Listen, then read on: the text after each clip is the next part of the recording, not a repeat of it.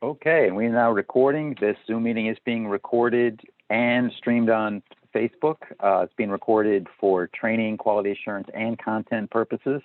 Welcome, everyone. It's Friday, so it must be Real Estate Friday with Daylon Rabito, who is not with us today, but covering for him is myself and Ray, with our special guest today, Catherine. Catherine, help me with your last name, Sepulveda. Sepulveda. My apologies. It's okay. And we're going to be talking today, I understand, about property and casual insurance, everything about insurance that a real estate agent should know to make themselves a stronger realtor and to build their business, right? Correct. Okay, so go ahead. The floor is yours. You're sharing the screen, and go ahead and get us started. All right. Good afternoon, everybody. I am excited to be back. I was here about 8 months ago, maybe 6 months ago, talking everything about insurance basics and how to not let insurance get in the way of your closings. This time around, we're going to be talking about different things. Let me just pull it up here. There you go. We'll be talking about your reliable closing team and the strength of your network. The fact that I wanted to start with this is mostly because more than ever, relationships that we build with everyone involved in a closing is very important, more crucial than ever in this competitive market. Then we'll talk about being proactive with inspection deficiencies without necessarily going too much into detail like we did the last time. We'll talk briefly about the FEMA changes and changes to flood and the flood rating. And at the end, we'll talk about a little bit about the high value properties and how to communicate with high value clients, which is completely different than your middle market.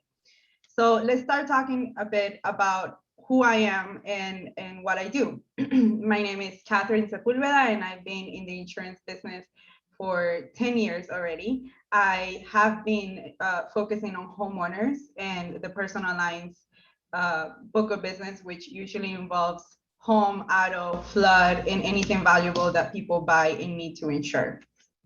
My focus right now is on the higher net worth properties and clients, which are a little bit different than the middle market, yet I think this information will be valuable for both middle market and high end. Although, as we know, as prices go up, we start dealing with people with a little bit more wealth. So it's important to know the differences when talking insurance with somebody who is in the middle market. Your $250,000 homes and below, and maybe even $400,000 up into $700,000, I would consider middle market. Anything $700,000-$800,000 and up, we will consider, for this conversation purposes, high value. The reliability and the strength of your network is something that I wanted to begin with, because no other time in the time that I've been doing insurance have I seen the need to build a strong network around you, and especially as a real estate agent. If you want to have control over a transaction, it's important that you have a reliable team behind you. In your case, as a real estate agent, we're talking about anyone between plumbers, insurance agents, painter, a company that paints homes, anything that a client would need during that transaction, you should start building that network. Why is that important for a real estate agent and for somebody like me in insurance?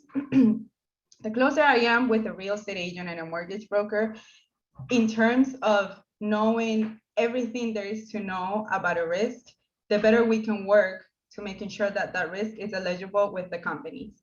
Now, we know that because of the market, a lot of the good properties, the ones that have all those updates, the ones that are newer, the ones that are not necessarily in a high risk flood zone, all those properties have already been, for the most part, sold.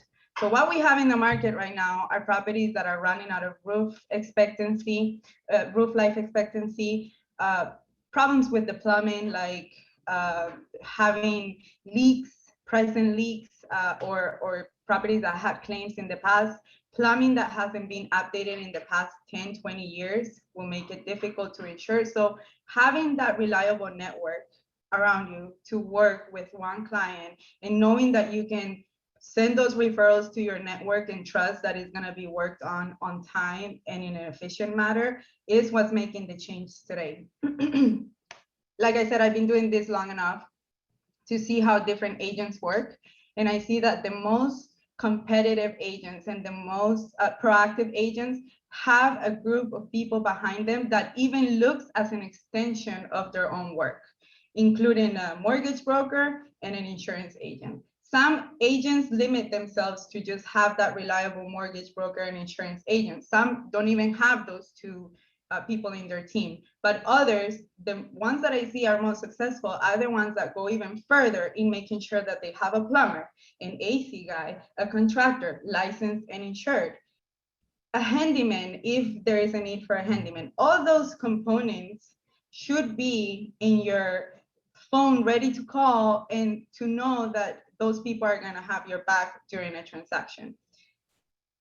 In my case, as an agent, without having a relationship with a real estate agent right now and getting so many requests, if there is no rapport between me and the real estate agent who's asking me to rush quotes and to get it done, and we have this problem and we have the other, without that previous rapport and relationship, it's really hard to prioritize a business. So if you're working with clients that need a lot of attention in their attention to detail, then they want to move fast and they like things done right then and there, then you need a reliable network. I see a lot of people, a lot of new agents coming in, not putting enough effort into building a team. And we already work in industries that are difficult because we work a lot of alone. We're a one-man show or woman show for the most part when we start this venture. But if you don't have a reliable team, I would say that would be the first red flag that you need to start working on. Last week, I had an agent who called me and said, I had a closing fall through because the roof didn't have any life expectancy. And I said, okay, but there are options for roofs that don't have life expectancy, and there are ways that we can work about it. Even ways that the real estate agent can negotiate those problems with the roof into the pricing or credits. That's something that you guys usually do. This person didn't have a reliable agent.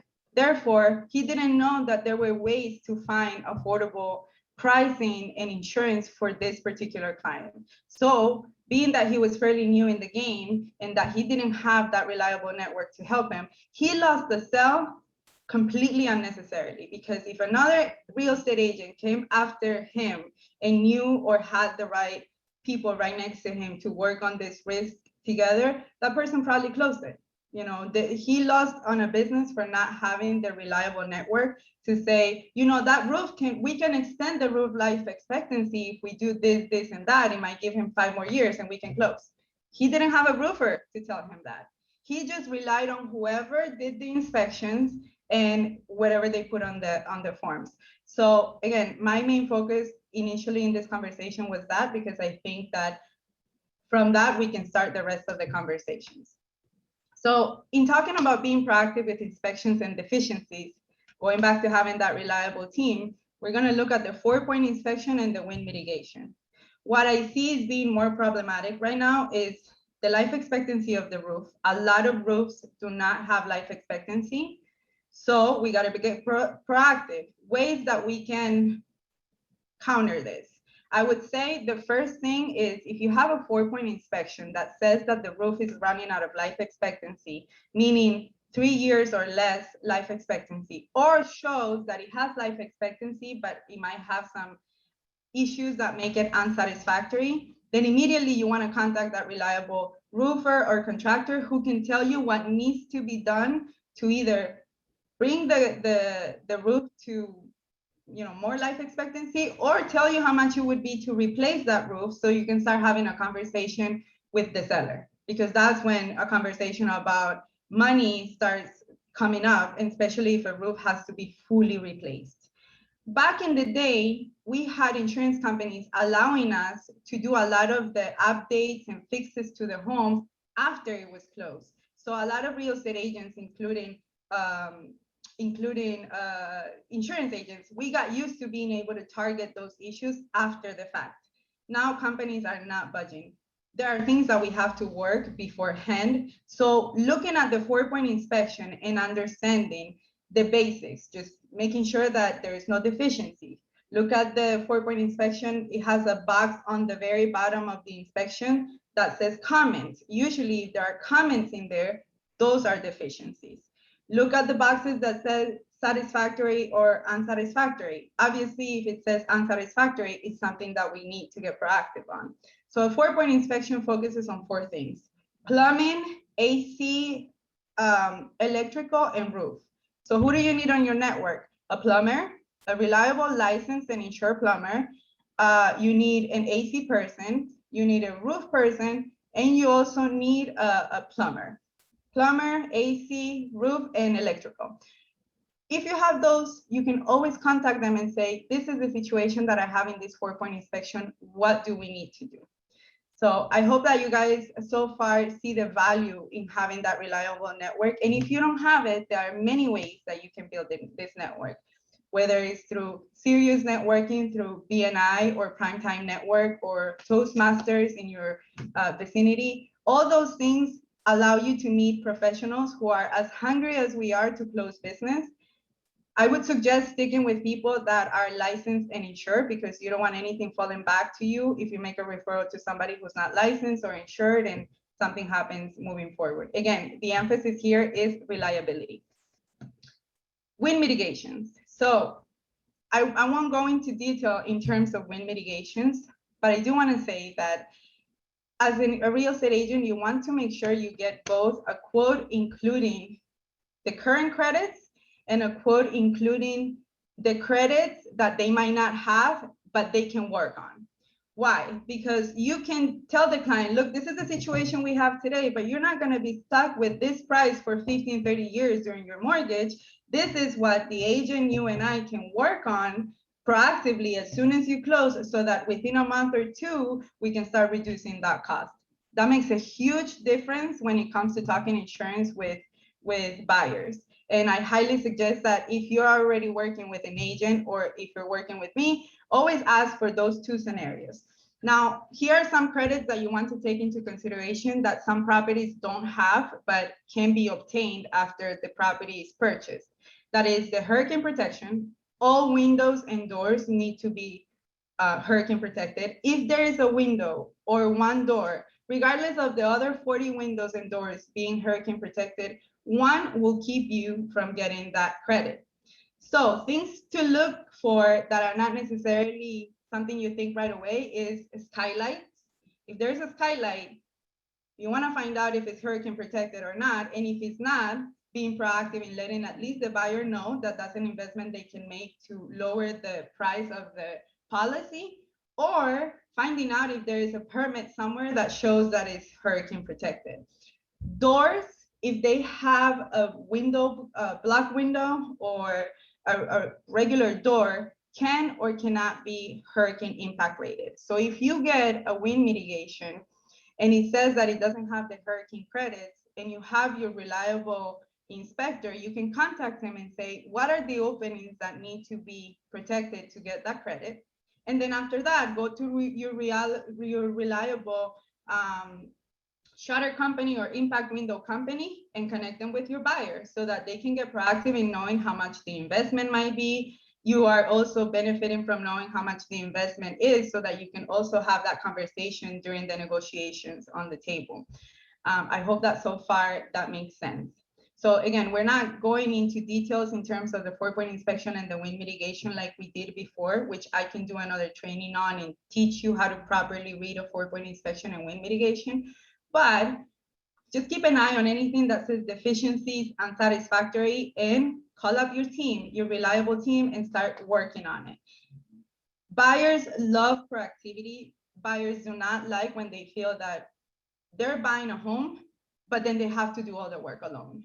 And as real estate agents, you have the possibility to not only help them, but to build a stronger, bigger network that is going to allow you to possibly get more referrals over time, the more face time you have with people. But at the same time, it's going to have you have a lot more control of that transaction, where you're not waiting for other people to get things done. You are asking them, are things done? When can we expect this to be done? When can I expect this closing to happen? So now you see the difference between those who are proactive and those who just sit around waiting for somebody to resolve the problems. And the difference in closing time can be as big as 2-3 weeks if you are proactive versus not being proactive. Make sense? All right, let's move forward to FEMA changes and the flood. So FEMA is changing the way that it's rating properties. It's no longer going based on those elevation certificates. It's going based on other factors like wind speed in that area is a big one. They're looking at other properties in the area that had losses. So even if you're not in a high risk, but 2 blocks down the road, you have properties that have suffered from flood losses, then that's going to influence as well. No longer are we going to see properties in Coconut Grove that are not designated in a high risk and paying $500 a year for, a property that is 2-3 million in Coconut Grove. Now it's going to be rated also taking into consideration other factors, and it's going to be more even per se. So no longer will we be able to offer those $572 policies for flood for people who were not necessarily in a flood zone. Now we're going to be rating those through the new system, through the new rating system, and it would be a pretty individual process. Lenders are still going to have to see how they're going to manage all these changes. But in the meantime, lenders will still go based on the elevation certificate to determine whether or not they're going to require flood. So they're still going to either order it or ask for a copy of the owner's latest elevation certificate. Other things to take into consideration, and this is a big one. If you want to deal with better quality clients, and when talking about insurance, sometimes it becomes natural for us to kind of project our own financial abilities or lack of when we talk to our clients about insurance. So you might have a client that is financing the home, and on paper he might be restricted in terms of what he can pay for insurance, but maybe in reality in his day-to-day life he has a lifestyle that he can afford more insurance and probably needs it. In those cases, I see a lot of real estate agents just openly suggesting, don't worry about it, you're not in a flood zone, nothing's going to happen. It is a disservice to your client to begin with, and a disservice to yourself in case, God forbid, there's a flood claim later on. It's going to leave a very bad taste in their mouth, knowing that you're specifically suggested to not carry flood, even if they were in a flood zone. If we take a look at 2017 in Texas, 60% of the properties that were underwater believed that they were in an X zone, which is considered not risky at all, which is what triggered all these changes that we're seeing now 3-4 years later. So be very careful when telling a client, don't worry about flood, don't purchase flood. No, I mean, we are going to get to a point where flood is going to be the norm for the entire state of Florida. So telling a client to not worry about flood is not what I suggest. I would just suggest you let them know that flood is coming, because we have places in Florida that are not necessarily in a high risk zone, but then it rains a little and you have to wear rain boots, so leave it to them to choose whether they feel that it's a necessity or not, if it's not required by the bank. Now, with all these changes, the good news is that private flood is going to be more common, because private flood has already been using this similar rating. So we're going to see a lot more private flood, and we're also going to see a lot more lenders accepting private flood. What I do suggest now that us agents don't need an elevation certificate is that the minute that there is a contract on the home, you order the wind mitigation and the 4-point inspection, send it to your agent and ask for the hazard quote and the flood quote, so that we present that to the client and let them choose whether or not they want flood. I don't suggest that you tell the client what they should get or not, because I've seen many cases where that backfires on the agent. Another great example outside of flood is real estate agents calling me or any other insurance agent and saying the client just wants the minimum, the cheapest, the minimum. We don't know that. We don't know really. A lot of the times, like I said, agents are projecting what they think is expensive or not onto their clients, where each person has an individual lifestyle. Each person has different priorities that they put into a home. Some people care about insurance for their contents. Other people say, I don't care about that. I have IKEA. Other people say, you know, I spent $60,000 on my furniture. If I lose it, it's going to take me a long time to even get that back. So making decisions for your clients overall or suggestions when it comes to insurance is just a bad idea unless you've done insurance before. Not only that, but you just want the client to have the ability to choose for themselves so nothing comes back to you later on. An example, 3 years more or less ago, I had a client who purchased a property, and he got a quote through another agent and with a lot of exclusions, and I wasn't comfortable selling that policy. So he went with the other agent, and that's fine. He went with the other agent and he had some exclusions, but mostly he made that decision based on the realtor. You know, I gave my options, I stuck to what I thought was best for him and what I figured was not going to become an issue for me later on, where he went based on the suggestion from the realtor. Well, that policy excluded water damage, and 3 months after buying the property, there was a pipe burst, which if you've been in real estate for a while, somehow that tends to happen a lot, that shortly after a closing, there is a water claim. So this client in particular had a water claim on a property that he purchased 4 weeks ago to find out that the suggestion that the realtor had made for insurance did not cover water damage. First, we all know that that agent, you know, maybe was liable legally.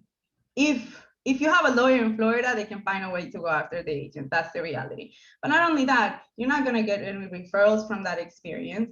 Your knowledge, you took it upon yourself to give a suggestion, and then your knowledge is going to be put in doubt because you're not an insurance agent. So what I suggest is just building a relationship with the agent, a strong one. Talk about, you know, what can we do to make sure that our clients close? What doesn't need to be done right away to make sure that this closing is going to go through smoothly?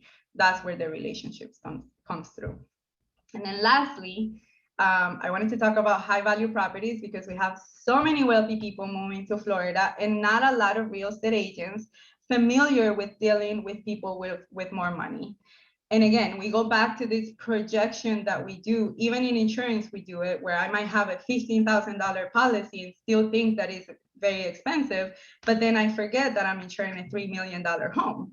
So we need to stop projecting what we think is expensive or not, and especially with high value properties and high value clients. With this ones, I suggest that you steer away from making suggestions and you really build that relationship with an agent. High value properties usually involve clients that have wealth, and usually those clients have nannies, drivers, risks that a middle market home would not have. So your regular agent is not going to be the best for a high value client. Now, how can you determine a high value client? Is usually somebody with at least $1 million in liquid assets and somebody who has those income, a variety of incomes, but at the same time lives the lifestyle that requires more attention. Somebody that has a driver or a nanny or a living maid is somebody who we look at completely different, because then he has other people in their home.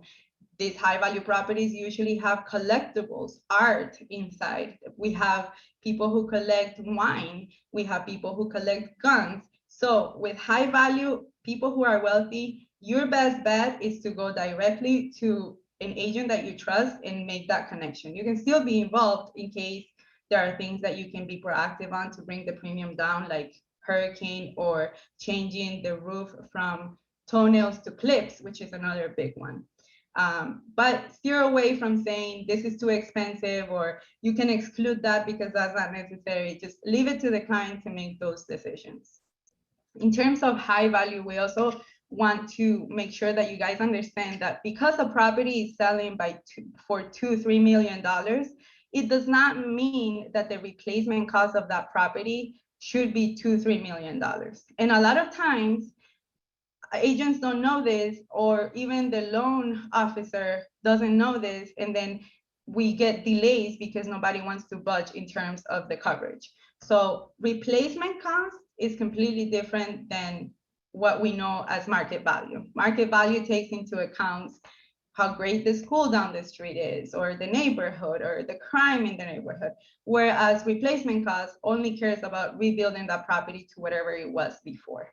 So when talking to high value clients, it's completely different. You're going to see a lot more of them coming to Miami, not necessarily buying high value properties of what we would have thought were high value properties 2-3 years ago, but mostly buying properties that now have high market value, or that they can see potential to improve and remodel and make it even higher value later on. So that's it in terms of the updates that I wanted to give you guys. Again, the emphasis is building that network that you can count on, that you can call and let the client know, I have your back, I have the professionals that can help us. Don't worry, this closing is gonna go through because I have the professionals to make it happen, right? That makes a difference. And before I let you go, because I have it right in front of me, we talked about HIP versus Gable Roofs in the last presentation that I did. And we can just refresh a little bit here, just because HIP roofs give a lot more discounts. So you want to be mindful of HIP versus Gable because it can help you sell the property in one way or another. So when we look at the HIP roof, we actually, this right here, the one to your left is gonna be the Gable roof, and the one to your right is gonna be the HIP roof. I don't know why it has it backwards. I don't know why it's doing it like that. But the HIP roof, as you can see, the water flows through all angles. This roof is very common on most of the new properties. You see those prefabricated homes down in Homestead, and most would have HIP roof. Most houses that are 4,000, 5,000 square feet and newer, those would have HIP roof, just because automatically they know that it's gonna give the most credits for insurance. So Gable is what we see for the most part. It just doesn't flow on the sides. It just cuts off the way that you see it on your left. Gables are the most common in South Florida, and most properties have a gable roof along with a flat roof in the back. So be mindful of that flat roof when you have properties that have flat roofs, because they tend to be issues. A lot of the issues that I have with properties are with the flat roof, because the flat roof has less life expectancy. The water pools when it rains, so it damages even quicker. A lot of people think that a flat roof lasts longer, not necessarily those small portions in the back of homes. So now when you see a flat portion, make sure that you're actively looking at the inspection, 4-point inspection, and if there is an issue with that flat portion, extend the life to it before the closing. There are ways to extend the life of a flat roof or a regular roof. You'll have to speak with your roofer.